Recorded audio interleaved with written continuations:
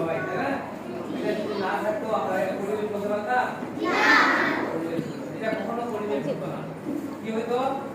একটা জায়গায় গেছে, তাই না? সেরকম একটা জায়গা হতো, এটা পরিবেশ হতো না। বুঝতে পারছো? কারণ ওইখানে আমরা থাকার মতো অযোগ্য হয়েছে সবাই।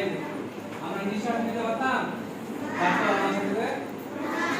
আমরা কিন্তু আমাদের কি হতো, নিঃশ্বাস বন্ধ হয়ে যেত, তাই না? ঘরে যে সব বন্ধ করে দিই, বা কাউকে যদি একটা বস্তার মধ্যে ঢুকিয়ে রাখা যায়, বস্তার মুখটা বন্ধ করে দেওয়া যায়, অক্সিজেন পাবে?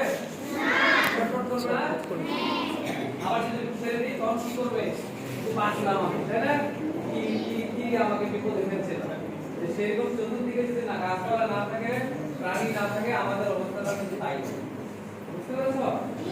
আমাদের চতুর্দিকে গাছপালা খুবই প্রয়োজন, আছে না? আছে তো? আচ্ছা, প্রাণীর কেন প্রয়োজন আছে? কারণ গাছপালা না থাকলে প্রাণী থাকবে না, আবার প্রাণী না থাকলে গাছপালা থাকবে না। কথা বুঝছো? গাছপালায় কি হয়? ফল হয়, ফুল হয়, তাই না? আগে ফল হয় না আগে ফুল হয়? ফল হয় না আগে? ফুল হয়, ঠিক তো? ওই যে ফুল হয়, ফুলটাতে ফল কিভাবে হয়? ফুলের অঙ্কুরিত ইয়ে হয়, পরাগায়ন হয়, তাই না?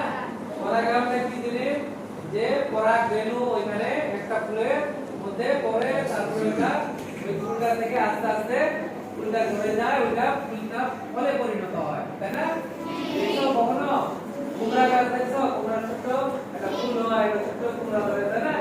আস্তে আস্তে কুমড়াটা অনেক বড় হয়, তাই না? ঠিক তো? এখন এই যে পোকা মাকড় বিভিন্ন প্রাণীগুলো আছে, এই যে পাখি আছে, এগুলো যদি না থাকতো তাহলে কি হতো? পরাগায়ন হতো না। কারণ ওরা হলো কি এক ফুল থেকে আরেক ফুলে যায়। কিভাবে যায়? কেন যায়? মধু সংগ্রহ করতে, তাই না? ওই পরাগ রেণুগুলো এক ফুল থেকে আরেক ফুলে নিয়ে যায়, তাই না? তখন পরাগায়ন হয়, যার ফলেই কিন্তু ফল তৈরি হয়। ধানটাও কিন্তু একটা ফল, সরিষাটাও কিন্তু একটা ফল। বুঝতে পারছো? তারপরে ধান সরিষা আমরা কি পাইতাম?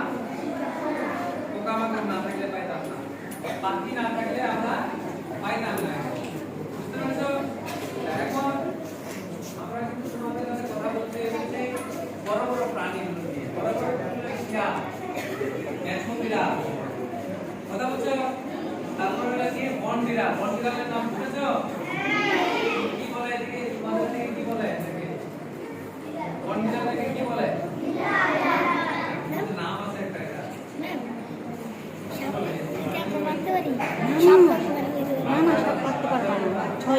এক বছরের কারাদণ্ড দিব, 50,000 টাকা অর্থদণ্ড। এই যে তোমার ছবি রেখে দিচ্ছি। আচ্ছা, বন বিড়াল ভালো নামটা কি করে জানো? ভালো, এই যে বন বিড়াল হলো আমার কাটা রেখেছে। বন বিড়ালটা হলো আমাদের খুবই উপকারী প্রাণী।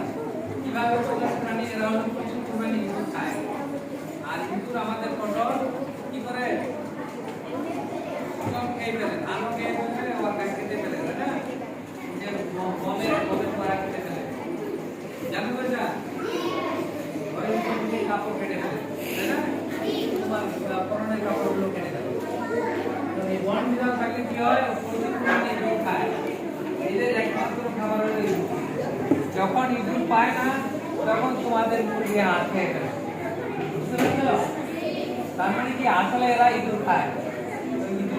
ইঁদুর খেয়ে কি করে? ইঁদুর খেয়ে নিয়ন্ত্রণ করে, তাই না? ইঁদুরকে নিয়ন্ত্রণ করার ফলে কি হয়? আমাদের যে ফসল আছে, আমাদের যে কাপড় চোপড় আছে, সেগুলো রক্ষা পায়, তাই না? তাহলে কি করলো? এদের উপরে করলো না অপরে করলো? তাহলে এরা কি আমাদের বন্ধু? বুঝাতে পারবে এরা কিভাবে বন্ধু? তোমার বাবা মামাকে বুঝাতে পারবে? এখন কিন্তু বন বিড়াল দেখলেই আমরা লাঠি নিয়ে মারতে যাই। আর যাবো? কাউকে মারতে দেবো? তোমার বাবা মাকে মারতে দেবো? মারলে কি করবো? যদি মারে আমরা জরিমানা করতে পারবো না, আমরা বুঝাবো, তাই না? তাদেরকে বুঝাবো না, মানো না, এটা আমার ভয় দেখাইছি স্যার। কিভাবে বন্ধু? এ হলো আমাদের বাড়ির আশেপাশে ইঁদুরগুলো খেয়ে ফেলে, সব ইঁদুর খেয়ে ফেলে। বুঝতে